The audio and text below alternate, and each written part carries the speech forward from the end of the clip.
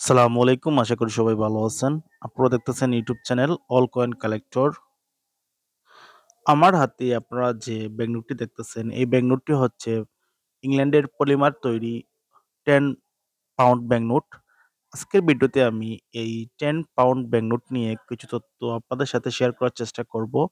আপনি যদি আমার চ্যানেলে নতুন হয়ে থাকেন তাহলে নিচের সাবস্ক্রাইব বাটনটি থেকে সাবস্ক্রাইব করে নিন এবং পাশে থাকা বেল আইকনটি অন করে নিন। তাহলে আমার পরের ভিডিওর নোটিফিকেশন পাবেন ইজিলি।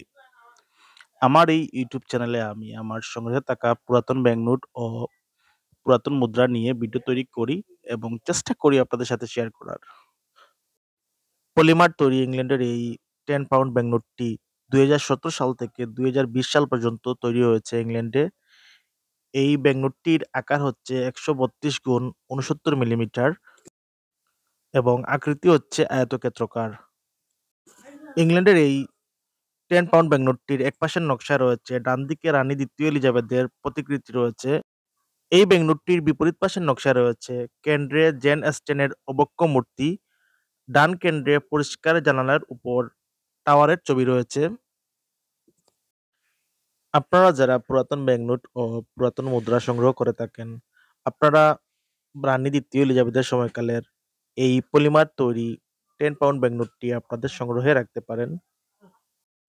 ইংল্যান্ডের ১ পাউন্ড সমান বাংলাদেশের ৳১৫.৫০ রেট চলতেছে।